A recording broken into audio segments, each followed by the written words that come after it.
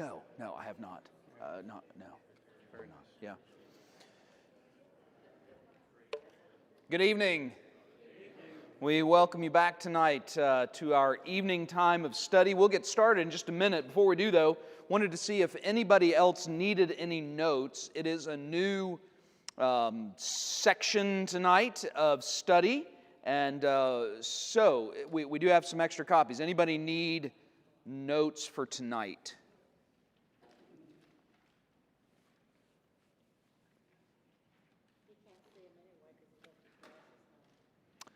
All right, okay, so Hugh can't see them, left his glasses at home. Is that a prayer request, or you're just saying?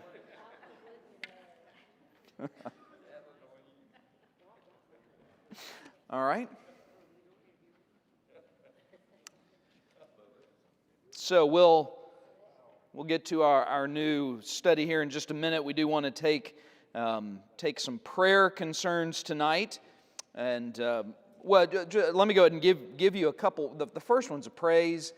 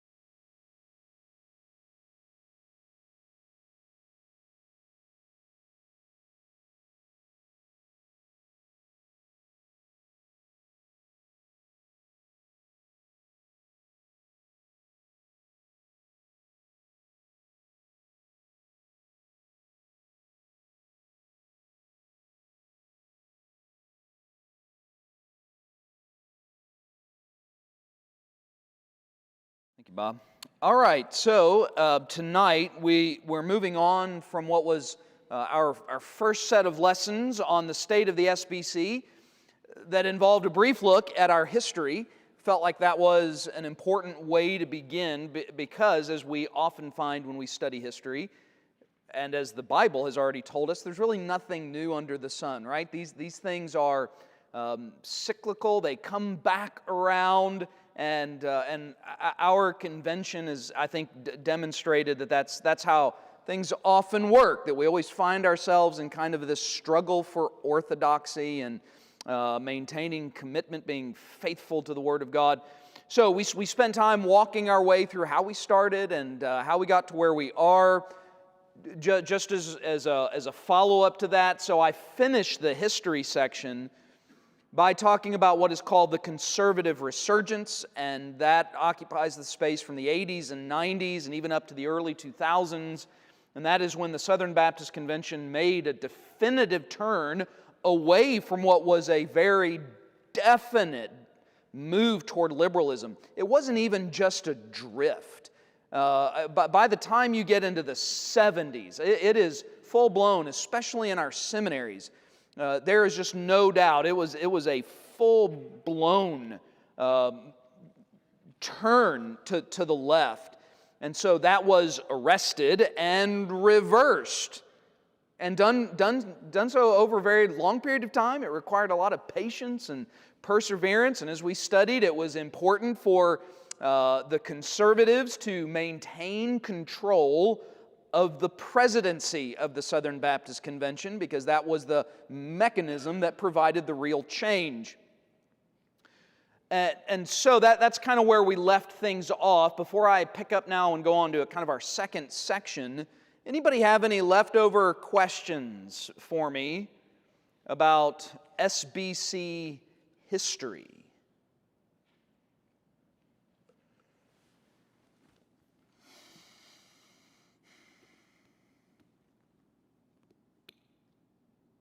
You've had all of the SBC history you can handle, right?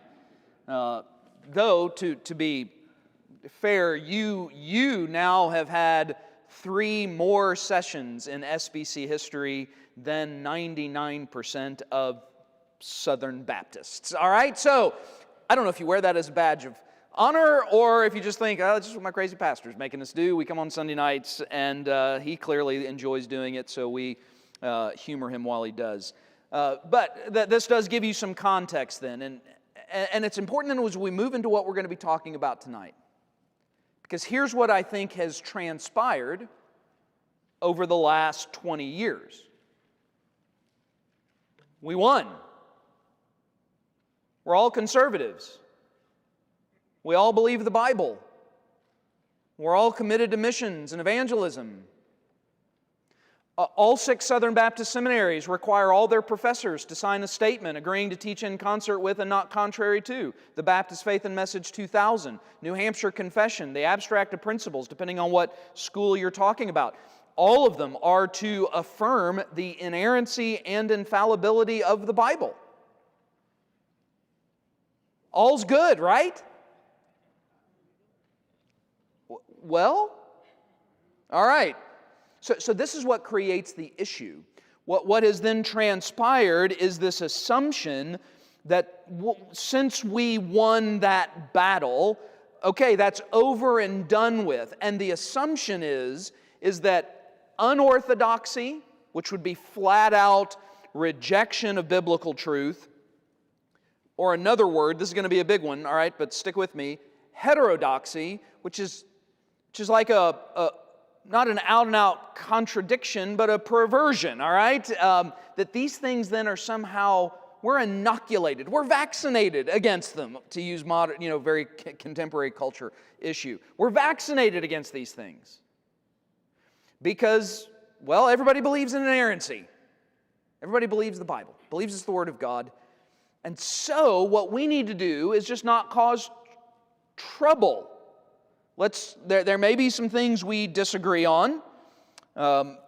However, let's just move ahead And you see, I've given you something rather provocative at the very top of your notes for tonight. It's probably the first time any of you have heard this, maybe with an exception or two in the room. It's called the 11th Commandment of the SBC. Now, some of you may have heard that phrase, the 11th Commandment. Does anybody know who originated it in modern day time? Anybody know the history of that? Have you ever heard in the political world, the 11th Commandment? President Reagan. All right. Charlie gets 1,000 gold stars and a bigger mansion in heaven. Yeah, so, Ronald Reagan's the one who's credited with it. I believe his 11th commandment was don't criticize Republicans. That was his. So this has taken its hold in SBC life, except that it is this: do not criticize SBC agency heads or other prominent leaders. That's it. Don't criticize them. They all believe in inerrancy, right? They all believe the Bible. They all believe Jesus. So don't criticize. Even if they say something, even if there's a blog post that they go awry on, even if it seems like they're promoting things, don't criticize. Now, this does come with, by the way, some amount of intimidation over the years. I can, now you're going to have to just take this as anecdotal evidence, all right? Because I won't necessarily name all names. I'll name agency head names here in just a minute, and we'll talk about them in subsequent weeks.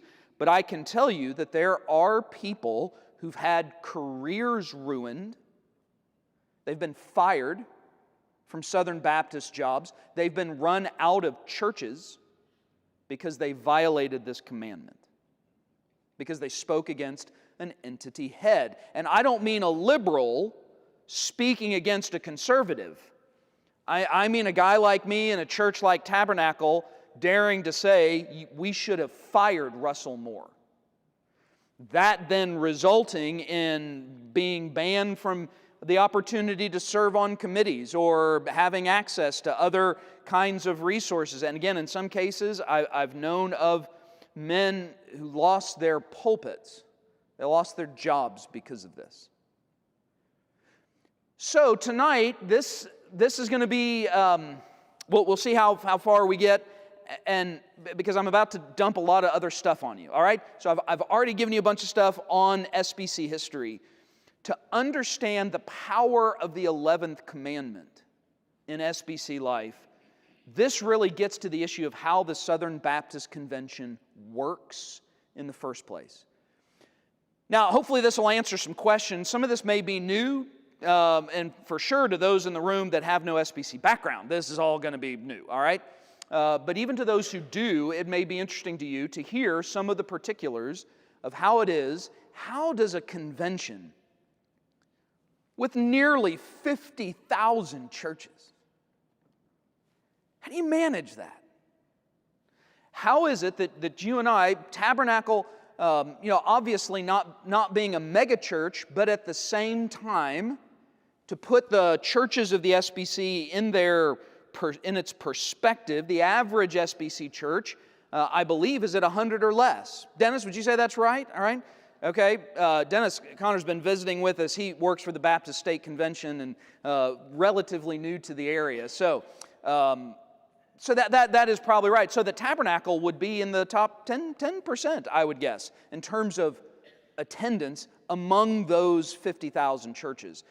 So that just kind of gives you a perspective. How do people like you, or even like me, a pastor of a church, how do we have any meaningful say in the operation of the SBC if we're not a mega church, if people don't know our names, if we're not the ones giving the most to Lottie Moon or Annie Armstrong or the cooperative program? So that this brings up the challenge. How is the SBC supposed to operate? Well, ideally, there is a means of giving us a voice. So tonight I'm breaking this down into two different sections. I'm going to talk about how the SBC operates formally. In other words, according to our documents, according to rules of order. How is it that the SBC should be operating? and then I'm going to make some comments, and this will lead us into the rest of our studies to talk about it informally. And we'll begin then identifying the specific problems that we are facing, problems related to agency heads and authoritarian power that they are exerting, namely the head of the North American Mission Board, Kevin Ezell. We'll talk about the issues of critical race theory and intersectionality that are embedding themselves in our seminaries, two in particular, Southeastern and Southern. We'll talk then about the Ethics and Religious Liberties Commission and newly resigned Russell Moore and the problems there. And we're going to talk about Lifeway and the issues over the years with Lifeway and what they have published and some of the elements that they promote. So we're going to talk about it formally. We're going to talk about it then informally. So you've got your notes. You can follow along. There's no blanks to fill in, but we'll kind of follow this along. I'll stop every now and then. If you've got a question, please raise a hand so that because that's part of what I want this to be. This is something with which I am familiar. It's only because I'm an insider, right? I mean, I'm a guy. This is what I do for a living, so I understand how this stuff works. I have been to conventions. I've been to a Southern Baptist seminary. All right, so I understand how I've taken the class. They offer a class at seminary on the SBC, and you get to go to the SBC. And anyway, so I'm aware of this, but I know for some of you, this may have been the last thing you ever thought would be on your radar for a Sunday night, okay? But that's just the kind of good stuff you get here at Tabernacle. All right. So let's take a look then formally. It's a concept we've already identified, but the very first thing to note, formally, the most important concept for how the SBC operates, and understand, I'm not talking theologically, I'm talking practically. There is some theology here. So here's what we're going to assume under this. This understanding of the Bible, what I'm about to say is not to suggest the Bible still isn't our ultimate authority. It is, and even formally, you will hear that from every single entity head, every single Southern Baptist professor, every single missionary that's appointed on the field. There's not a one that would stand here and say, no, I don't believe the Bible to be the ultimate authority. All of them will say that, by the way. Now, that's no guarantee that we still agree with what they're doing or saying. So with that said, in terms, though, of how we function, autonomy is the key word. And by autonomy, this is something we've already talked about in our history lesson. By autonomy, we mean that every level of SBC life is autonomous unto itself. What does that mean? That means they are responsible for their own decision making. Now, where this ultimately ends is with the churches. So, as Tabernacle Baptist Church, we are an autonomous church. That means nobody can tell us our business. All right? We get to do what we want to do. We spend our money how we want. We hire who we want. We fire who we want. We use what material we want. We own our own buildings. Nobody else owns this. In sickness and in health, richer or poorer. All right? This is us. We're all in this together. No one can dictate to us how we run, organize, any of it. Now, what the National Convention can do is kick us out. They can. That's quite a process, which I'll mention here at some point. But they still cannot control us at any level. The only thing they can do is no longer recognize us as a Southern Baptist church. You say, well, what does that matter? Well, they would no longer accept our cooperative program giving. They would no longer accept Lottie Moon or Annie Armstrong gifts. All right, they're supposed to not accept them. We couldn't send messengers to the annual convention, so we would no longer have a voice. An odd little element of this would also mean I would no longer, and our staff would be no longer able to participate with Guidestone, which is the company that used to be called the Annuity Board. They help provide as kind of a third-person party insurance, retirement. They provide, they're the mechanism that I would invest in a 403B through, because we're a nonprofit organization, all right, rather than a 401k. So that also would perhaps be unavailable to us. But that's all they could do. We would go on being called Tabernacle Baptist Church. Not a thing in the world they can do about it. All right, so everything's autonomous. The next level that's autonomous would be the local association, Atlantic Baptist Association. So, who governs the Atlantic Baptist Association? The churches of the Atlantic Baptist Association. The association cannot tell the churches what to do, but the churches are responsible for the association. So if everybody here know David Phelps? Does anybody here know? Okay, some of you do know David Phelps. All right, you should, because he's been here before. David Phelps is our associational missionary. He's actually called Director of Missions. And he is not our boss. And this can be confusing for folks. He's not mine.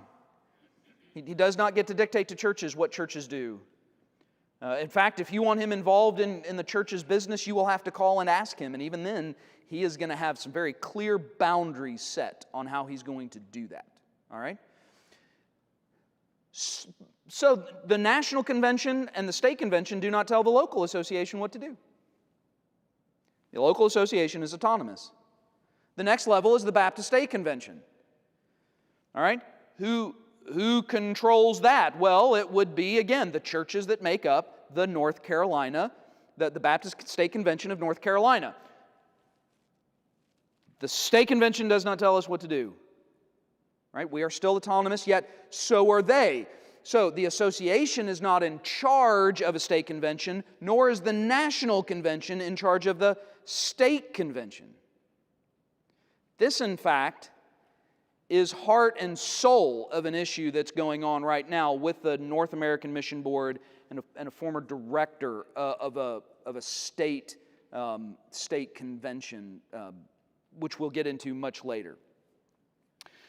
So this is how it operates. And then you got the National Convention. And the National Convention, again, who do they answer to? Well, that technically, they would answer to the member churches. All right. So that's what we mean by autonomous. It's autonomous at each level, and the formally, the real power, influence, is said to reside in the local church. If you were to look at a flow chart, if you any of you from the military background or business background, from a military background, you've been flow charted your entire life, right? Even a business one, you've had flow charts of all kinds of organizational power structures, right? Here's the one in charge that fans out. I mean, it kind of looks like a pyramid scheme, but right? I mean, that's kind of, you got the guy at top, you got the people under them, the people under them. If you look at that for the SBC, the top of that pyramid, in earthly sense, it's going to be the local church. It's going to be it should be formally the primary source of authority for how Southern Baptist life functions. It doesn't really work that way. I mean, it does. Messengers do. Churches do have some influence and authority, but as we'll talk about, informally, the powers that be are not necessarily the messengers of any given Southern Baptist church. It's just not really the way it works. And quite frankly, how would it? How does that work efficiently? Who are you going to rely upon to make decisions? Are you going to have a business meeting every time you need to, calling together messengers from 50,000 churches? You're going to do that even doing that once a year is a mammoth undertaking. So, but this is important to understand in terms of how we function. Anybody got any questions, though, about this, about autonomy, before we begin? Because I would argue this becomes a sticking point for how some things are done. I was going to ask, who pays for the Atlantic Baptist Association? How do those guys get paid? All right, so the question is, who pays for the Atlantic Baptist Association? Well, David Phelps would be the head of that, and then there's secretarial help. they are paid by gifts from the participating churches. So we give. If you look at our budget, what we get at each business meeting, when you see associational giving, that's what we're giving to. We are giving to the local association. We are helping to pay for David's salary, the functioning of it, and then other ministries that are done collaboratively, and there could be a handful of them. One of the biggest ones would be the fair ministry that happens every year, any church planting efforts that happen. So that all is being done collectively, potentially, and it's being funded that way. And so at every level of SBC life, there are denominational employees, right? So you move beyond the association to the state convention, there's going to be more. You move beyond the state convention to the national convention, there's going to be more. And so that is how they are funded. They are funded through the giving, primarily. The one outlier, well, two of the outliers would be Lifeway. Lifeway is a for-profit organization, all right? So they don't receive any cooperative program money. There's no offering taken each week here where some of that money ends up going to Lifeway, which is good because based on how much they charge for VBS material, they don't need more money, all right?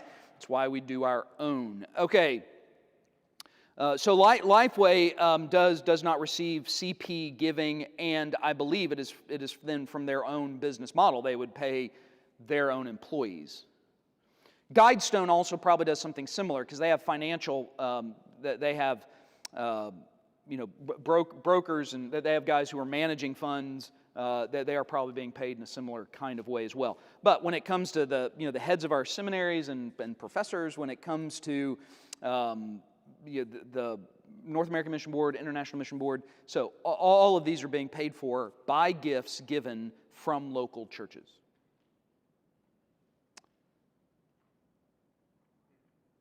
Yes? You mentioned anecdotal evidence of people losing their pulpits, and then you mentioned autonomy. So what is the mechanism inside either the church or the convention that has led, in your opinion or what you know, to them losing their pulpits since the convention is not supposed to have a say? Yeah, that's right. So that's a good question. So how is it that a guy would get fired from his church? Well, what would happen is whoever is in a position of influence in the convention has a tie. And let's say it were Tabernacle, which it's not, but let's say that this were the case. I was becoming a rabble-rouser and being I know it's hard to believe, being snarky and being critical. It's not my nature, but okay, all right. So let's say that were to happen, but there were people in the pews who had connections with power people in the SBC. They get a phone call. If it becomes known, because this is being live streamed, so when it becomes known, they get a phone call from the powers that be. And it's sad, and it's just as fleshly as you might think. It is them planting the seed of rebellion. And it results. Now, do they get fired or are they pressured to resign? Probably more of the latter. It's probably more of them being pressured, in some kind of way. But that's how it happens. But you're right, it does strike directly at the heart of this issue of autonomy, which, if you talk to anybody, especially any kind of denominational spokesperson, the language of autonomy is going to be pounded again and again if it's in a forum like this and there's a discussion about how the convention operates. Autonomy is going to be the thing. The other thing that's going to come up with autonomy has also been used. It's been abused, I think, by those in positions of power, but at the same time, I think it has been used to keep some from facing consequences for their actions. And I want to be delicate here, and we'll fill it out. This is going to sound really mysterious, only because I don't want to go down this trail just yet. But it has been used by some to say, wipe their hands of any responsibility of allowing serial abusers to go from church to church. The church is autonomous. Convention saying we're autonomous. Again, this is taking center stage. The issue I just mentioned between the North American Mission Board and another individual by the name of Will McCraney, who was part of the Maryland, Delaware, I think, that state convention. Is that right, Dennis? This is going to the Supreme Court. This is the big one, all right? Which is interesting because Russ Moore was the head of the ERLC, and we'll see by the time this gets before the court, is he still? I don't know. I don't remember the dates of when he jumps ship and heads over to Unchristianity Today, but that is where he is headed. And so it's an interesting thing. I mean, on the one hand, they'll be willing to skirt around autonomy to do what they want to do, and at the same time, they'll fall back on it to say, we're not responsible for what they did. They're autonomous. So, and it definitely has created much of the angst that's in the SBC right now for guys like me. That is definitely a sore spot, and it'll come up again and again, which is why I just bring it up here as a principal idea. Yeah, Bill? So, if someone at the National Convention watched tonight, Yes. they would have to call somebody in the congregation in power here Yeah. and start to convince everybody in this room that you need to be fired. Yeah, perhaps. Actually, another option they may take, they may call somebody they know in the state convention, and somebody in the state convention may call somebody they know locally. Maybe they might even try to put pressure on David. I mean, it wouldn't be successful in our case, but they might follow a certain chain to see if they could quiet. These men that lost their positions, their church membership didn't believe in them and they got rid of them? Yes. I find that sad. Yes. Yes. Or again, they were pressured to resign. Maybe not all the church members, but enough to make. What does a pastor to do if you've got? How many detractors do you need before you say, I can't take this anymore? I mean, if I have 95%, well, we're good. What if I have 85%? 15% can be pretty vocal. What if there's 20% that are against me? Even if you haven't sinned? That gets really miserable. Oh, yeah. The dropout rate in ministry is 50% to begin with. They tell you this in seminary, your first day, first chapel. Michael will tell you this. They tell you this the first day in chapel. Paige Patterson stood up there, doing that arm. He does this. And I can't do his voice, but he said, look to your left, look to your right. Half of you will not be here. Half of you will not be in ministry by the time you end. So it's roughly a 50% dropout rate because there can be a lot of, some of that's because some of them do knuckleheaded things. All right, it's not all because some of them just do really dumb things. Pastors can do really dumb things just like anybody else can, but it can just be really hard because what happens is the unique thing about the job that we do. I have a job that I come to every week, where the people who pay my salary come to every week, and I bring my family with me. No one else has a job like that. Not like that. I mean, if you work at the base, you're not trucking your family down there every week, right? 3 times a week. What your coworkers think about how well your kids behave, that's not a thing, right? So there's some unique elements, and there's some pressure that can be put on pastors. If I've got a vocal minority, how big does that minority have to be before I just say, this is not worth it? So that's what happens. Charlie? Speaking of autonomy, though, in autonomy of our local church compared to other denominations, still I great disagreement. Oh, yeah, let me make this clear. I am all for autonomy. Yes. I think it is a biblical principle.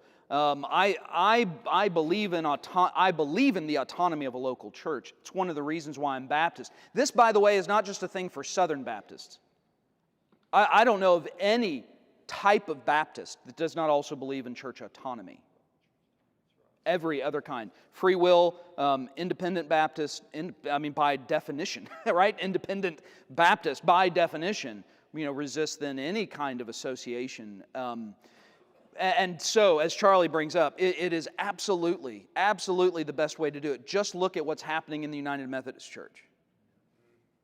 What happened in Lutheran churches when they ordained a homosexual, and Lutheran churches wanted to pull out of that.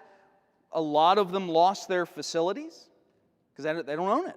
So they lost those facilities. And then if you want to stay in, it could very well be the case that the powers that be, this is going on in some Presbyterian denominations, the powers that be, Methodist ones, could very well send you a fully, practicing homosexual to be your pastor, and there's nothing you could do about it, except you could leave the church.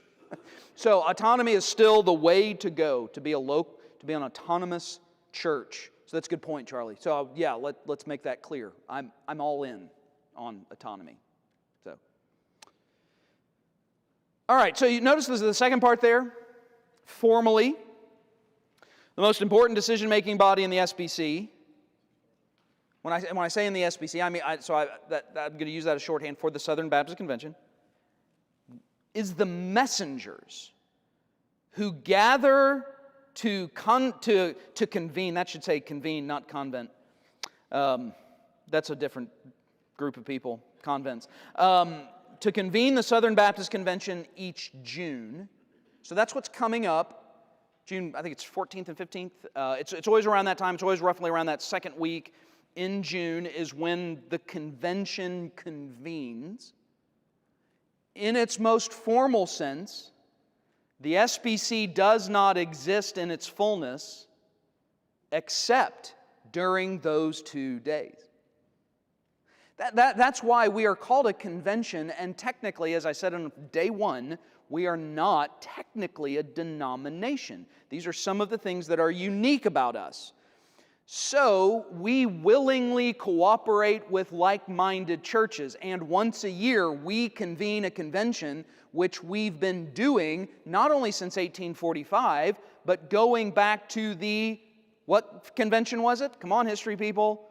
Where did we start? The Triennial Convention. All right, where we met with all Baptists, well, Northern and Southern Baptists met every 3 years.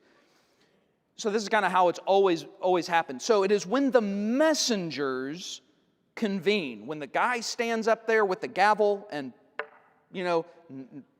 calls it into order, magically, the SBC then, all right, appears in whatever city it's in. In this case, it's going to be in Nashville, Tennessee, right across the street from the Country Music Hall of Fame and I think Johnny Cash. If you want to go to the SBC and you're a big fan of country music, there's no better place to be than Nashville, all right? This happens over a 2-day period of time. And what is the convention then? It's a 2-day business meeting, sort of. It's much more interesting than that, by the way, all right? And very often much better. And in many years, some of the most encouraging moments I've ever been in have been in our annual meetings because they are very well done. There is business. In other words, there are committees who stand up, who give reports, and they make motions, and people vote on motions. All right. Or agencies that get up and give reports, make motions, we vote on motions. So all this is going on, but at the same time, interspersed throughout are times of preaching, singing, and prayer. Sometimes it's just like little devotional types of preaching. There are 2 main sermons that happen for every convention that are really important. You have the President's Address, and then you have what's called the Convention Sermon. Convention sermon is considered like an honor to be asked to preach the convention sermon. And so both of these are kind of important. The President's Address is just what it sounds like. It's like a State of the Union, sort of, but with more Bible and more sermon illustrations. And in most cases, shorter than a lot of State of the Union addresses would be. So that is what the convention fundamentally is for these 2 days. The other thing that happens is the major entities, 2 in particular, have big chunks of time. The North American Mission Board and the International Mission Board. And man, can they put on a show. And I do not mean that in a snarky way. I just mean to watch to see what they do around the world and the way they'll put their presentations together, it can be pretty awe-inspiring, especially to be in the convention hall and to hear and to see all that they do. Because really that's what the convention is centered on, missions. That's fundamental to even our charter. So this is basically what goes on at a convention each year. I've put there on your notes, if you want to look at the program, there's the website to go to. sbcannualmeeting.net/program, all right? You can look at this year's program. It'll be broken down Tuesday morning, Tuesday afternoon, Tuesday evening, Wednesday morning, Wednesday afternoon, I believe, is the 5 sessions. I think from there, if you also kind of browsed around that site, you can watch old conventions. You can also Google old conventions and watch them on YouTube. And when I say old ones, I mean going back to the day when they were fighting, back to the 80s. You could watch and see, kind of get a feel for what goes on. Well, you might be asking then a question after hearing me say messengers who gather. They're the ones who make up formally the Southern Baptist Convention. Who are messengers? Well, you'll see your next statement there. They are members of Southern Baptist churches in friendly cooperation with the convention who are sent by their churches to the annual meeting to vote on convention business. So the messengers are me and you that are then authorized by the church as kind of like representatives. You go on our behalf. And because we can't all go, though anyone is allowed to attend, you could go and register as a visitor, but it's a limited number that can register as messengers. If you register as messenger, guess what fancy little thing you get? You get a book of voting cards, all right? That's what distinguishes you. You get this little booklet that has different... it's cardstock, and sometimes it's used just to raise, but other times that you actually have to vote on things and mark things and punch out, chads, which we all know that word from many years ago, right? So you have to punch those out, depending on how the thing is set up. And so again, they come from churches that are in friendly cooperation. So here's what I provided to you in the next section. We're not going to painstakingly go through this, but again, I do want you to know this information. And this is going to put you well ahead of the average, even above average, committed Southern Baptist. And it also gets to a question, Bill, I think you asked last time, and that was about what it takes to join the convention. All right, so what is a church in friendly cooperation? Well, I've quoted to you from Article 3 of the SBC Constitution. Here are the following marks. You have a faith and practice which closely identifies with the convention's adopted statement of faith. That is the Baptist Faith and Message 2000. Obviously, the Constitution was written before there was such a thing, and that gets changed every so often, so they didn't put it in there like that, but that's what they're talking about. So they give an example here. So a church would need to affirm, approve, or endorse what the convention believes in. If a church were to do something contra to the convention, then action would be taken against that church. For example, a church comes out in full support and inclusion of homosexuality. That's going to be an example of a church then that will be removed from the SBC. And that has happened over the years. Now, obviously, most churches that would fall into that category leave before that ever happens. Given the SBC's reputation, our conservatism, then why would they want to hang around? Why would clearly if they've gone that far, we're at odds. However, that's one element. The second one has formally approved its intention to cooperate with the Southern Baptist Convention. So, there's been a formal vote at some point in a business meeting. There's been documentation sent to SBC headquarters, all right? There's been some identifying act that says we identify ourselves with the Southern Baptist Convention. And then number 3, last but most certainly not least, money is contributed.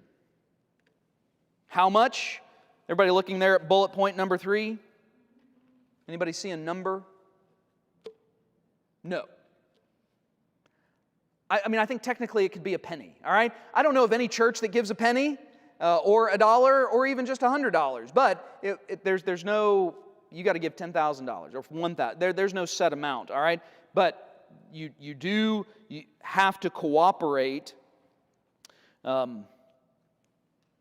financially, to contribute financially to the work of the convention. Now, I'll tell you now that there's nobody in the SBC that is regularly auditing the giving records of 50,000 churches, making up a gigantic list of those who have not given over a certain number of years to then kick them out of the convention. That's just not going to happen, all right? It's not happening. It's not even necessarily, you notice it doesn't even, require it. There's a lot of ambiguity in the way this is stated. And so, during the fiscal year preceding, again, there could be a number of churches find themselves in circumstances they were unable to give, and so they're not going to be tracked down for that, all right? But this is what it means to be a church. This is all it takes to be an SBC church. This is it. Pastor, so then what else do they do? That's it. This is it. This is all they've got to do. Did I see a hand? Kathy. I just have a question. What are the pluses and the minuses of belonging to this? Okay, all right. So the question, and this will kind of, eventually be an end game for us, meaning what's our final decision here on why am I even talking like this? So what are the pluses? What she's asking is, what are the pluses and what are the minuses for being a part of the SBC in the first place? All right, well, some of the minuses are what we're going to be talking about. All right, so we'll get to those in time. Obviously, along with that, the minuses would be being connected with churches that have some amount of like-mindedness, but maybe not as much as we would prefer, our particular church, right? So no matter what we want to say about ourselves as Tabernacle, we are connected with Rick Warren's church in Saddleback. They're a Southern Baptist church. I don't know exactly how they identify, but Stephen Furtick's church, Elevation in Charlotte, who I don't even know if he actually believes the entire gospel. But he got money from the North American Mission Board to start his church.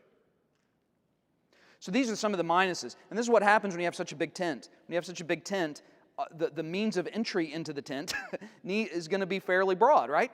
All right. So that would be some of the minuses and some of what we'll talk about. But I will say, positively speaking, and this gets to the history that we talked about, positively speaking, what do we get by doing this? One, we have what I believe is the single greatest mechanism for funding world missions in church history. Cooperative program. There's not even a close second. Everybody else is on a different playing field. The cooperative program has proven to be the single most effective means of engaging in world missions, so that we as a church can see ourselves as being actively involved. We can honestly say as a church, the sun does not set on our mission involvement. Every time zone where there are people living, there are Southern Baptists ministering to them the gospel, because we give. All right? I know I sound like I should be at a convention, right? I should be up on stage promoting this, but that is for sure the case. I would argue our strength also is our educational system. Now, there are threats to it, but for 20 years, 25 years, we have had 6 Southern Baptist seminaries that I would argue have provided quality biblical education, training to pastors.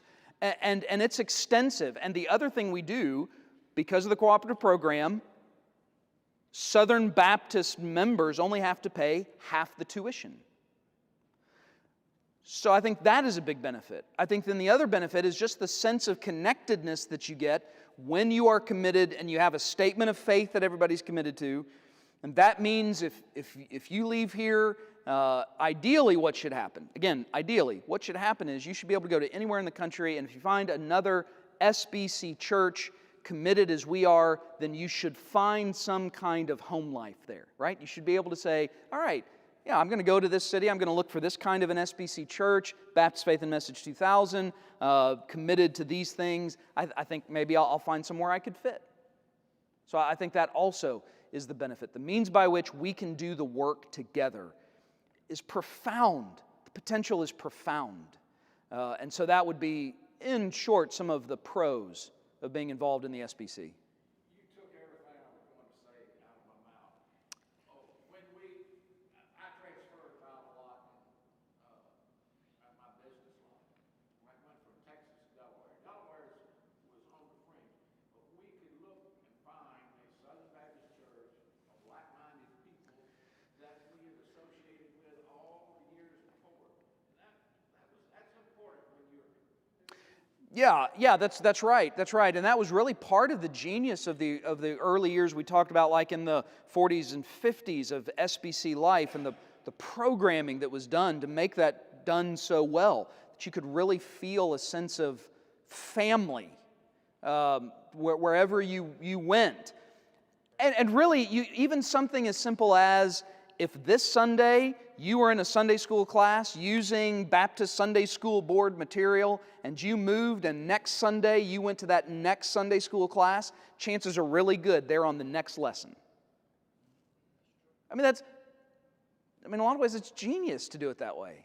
It's just to be able to get that done across a country like ours is really profound. And again, the one thing I would say this is worth, this is an organization worth investing in if we feel like it's going to push through what are the corruptions that are influencing it now. But that's what we're working through. That's what we'll continue to talk about, looking at where the problems reside in terms of then our ongoing relationship with the SBC. So, as I said at the very beginning, I'm very committed to it. I'm a product of it. I don't even mind saying, I love the SBC. I love it. It grieves me to hear what I've heard for the last several years come out of Russ Moore's mouth. And what grieves me is he got to leave. He'll probably get a golden parachute to do it. He'll go to a much higher paying job, I'm certain, than what he's getting paid now. There won't be any consequences for the damage he's leaving behind. It aggravates me that he wasn't fired 4 years ago. He should have been. That's just one example. So, but if we can do that, if we can, manage to get good leadership in, be committed then to the process of change, I see this being a worthy investment it's a worthy thing to be invested in. Because again, I don't think there's any other mechanism that could be as effective, potentially, as the SBC. Nothing else comes close to it, Protestant-wise anyway. Nothing else would come close to it. But that is the $64,000 question, minus $63,999. Can't do anything about the churches out there that are Southern Baptists saying, abortion's okay for certain reasons or whatever else. What good is the guy that's in the head position if he is conservative and agrees with us if he can't make those changes? All right, yeah, so the question is, what if there are churches then that are out there that are allowed to continue to teach in a way that's contrary to what we are committed to, what good does it do to have somebody in a position in the national level that would be discouraging those kind of churches? What can be done? Well, we'll talk more about the options for what that might be. But whether we'll be able to do them or not, that's the question. I do want to mention one other thing, and then we'll stop it for now, just to get through this first page. If you're wondering, and I'm not going to go through this with like a calculator or anything, how do you get messengers? Because that may be your question then. How does a church get messengers? Every church gets 2. And then you get messengers based on, and it's kind of convoluted maybe the way it might sound, either you get an additional messenger for every full % of the church's undesignated giving to convention things, or an additional messenger for each $6,000 contributed. All right? Based on those things, as Tabernacle, we get all 12. The maximum then is 12. No church can have more than 12. So this ensures that the mega churches do not have, I would argue they already have a mega influence, but this would keep that at bay in terms of messengers. All right? But that's how you get chosen. That's how a church determines how many messengers it gets. We have little cards we've got to fill out. We submit them online that registers the messengers from the church who would go to the SBC. Those would get checked if they were challenged by a credentials committee. All right, we'll talk about them next time. But anyway, so for now, this identifies formally the operating principle of autonomy and what should be the key power of the convention. That is regular folk and regular pastors, right? That's who should be driving things in a sense. It's not to say I don't believe in leadership. I obviously believe in leadership. I don't think it should just be a free-for-all. We need agencies, we need leaders, we need godly leaders. I'm all for having a president of the SBC, but he needs to be godly, biblical, able to articulate clear orthodoxy, regardless of what it may cost him in the culture he's living in or the church that he's pastoring, which I'm not sure our current one is doing that. So, what we'll talk about next time, we'll talk about, I've given you a list here, you can read this over. I'll just highlight the different agencies that exist in the SBC, and then talk some about informally how things really happen. Again, feel free to take this, read it over. If you go to the SBC annual meeting site that I mentioned there, you can find a lot of information. Another option, you could just go to sbc.net. That will then bring up links to all of the agencies. So you could go to each one individually if you want to search them out. Another interesting one then would be to click on the executive committee's website, because they have all kinds of historical information, documents and things. If you want to really, dive in, dig in to SBC life, you could do it through that means. So, all right. After time, anybody got any lingering leftover questions where we've been tonight?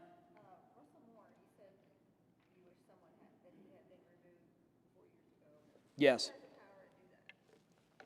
All right, so the question is, who has the power to remove an agency head? Some of that may depend on exactly how that agency is chartered, but it would be at least among the following. Potentially, the trustees of that agency could at least initiate the process. The executive committee could also initiate that process.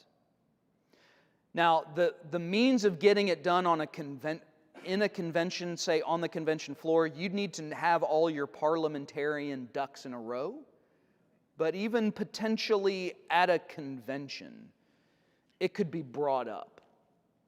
My guess is, though, the best way to do it would be the same way that you find in churches that you want a pastor to resign. How often do guys really get fired? Probably not all that often. They resign. So, voicing discontent could be a powerful tool. And I'm convinced that some of what's going on with Russ Moore is not just coincidence. I would imagine he has been looking for opportunities. Because it was last year, the executive committee already issued a report indicating concerns about Russ Moore. So the wheels had started to move, though it's the old cliche of turning an aircraft carrier, right? I've never been on one, but it seems like that takes a long time to do if you want to turn it all the way around. And so that had started. It had been found out that a number of Southern Baptist churches had stopped giving to the cooperative program. Their number one reason listed was issues with the ERLC. So that talks as well, right? Stop giving. That often has a lot of power. All right? Oh, okay. One of our agencies is called the Ethics and Religious Liberties Commission. It's what Pastor Aaron prayed for this morning. And that's the agency Russell Moore was leading. it was called something else way back in the day. I don't even remember the name anymore, but there was a name change to it. It is the lobbying arm of the SBC in issues of politics and culture. So their main office is in Washington, D.C. So that they are helping to inform Southern Baptists on relevant political, cultural issues, and at the same time should be speaking to those in positions of leadership in the Capitol about the preferences of Southern Baptists. And they produce papers of various kinds, statement papers, and Russ Moore made a name for himself when he came out. And don't hear this as anything political per se, but he came out in 2016 early on as a never Trumper, and made that very clear from publicized that. And so he would show up on CNN, President of the Ethics and Religious Liberties Commission, never Trumper. This